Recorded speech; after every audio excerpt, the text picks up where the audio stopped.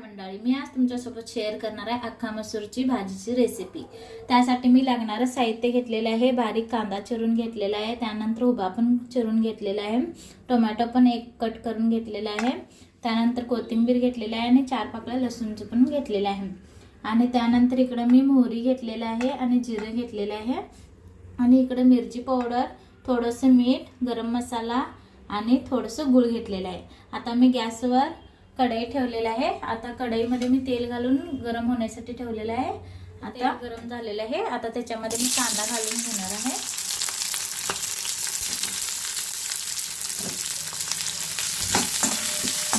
कांद्याला मी असं एक जरा लालसर होईपर्यंत भाजून घेणार आहे व्यवस्थित।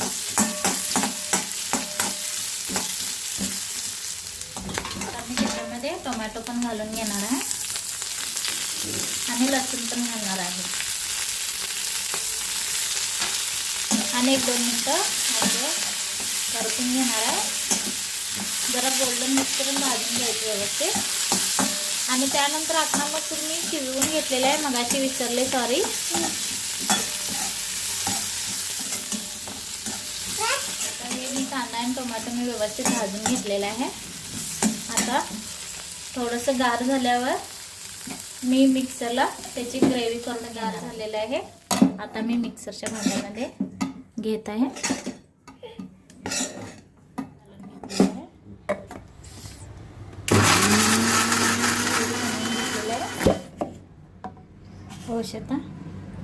त्याच कढईमध्ये थोडंसं तेल घालून घेतलेलं आहे आणि थोडंसं मी मोहरी घातलेलं आहे, थोडंसं जिरं आणि त्यानंतर कांदा,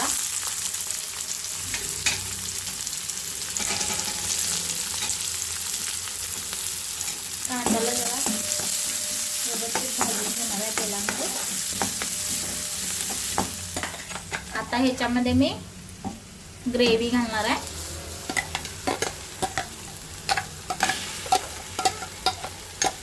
आता मी हे प्युरी सगळं घातलेलं आहे, त्याला तेल सुटूसपर्यंत भाजून घेणार आहे।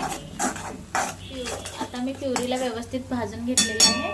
आता ह्याच्यामध्ये मी चटणी, गरम मसाला, मीठ वगैरे घालणार आहे, सगळंच मिक्स करून घेणार आहे।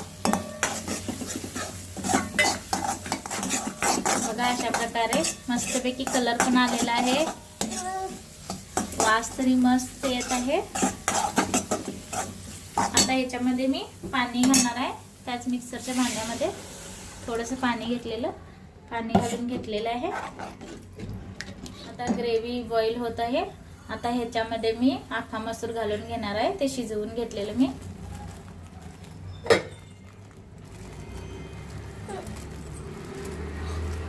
हलवून घेणार आहे।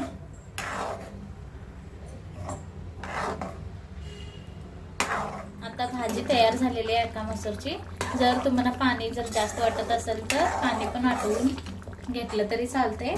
आता मी ह्याच्यामध्ये कोथिंबीर घालून घेणार आहे।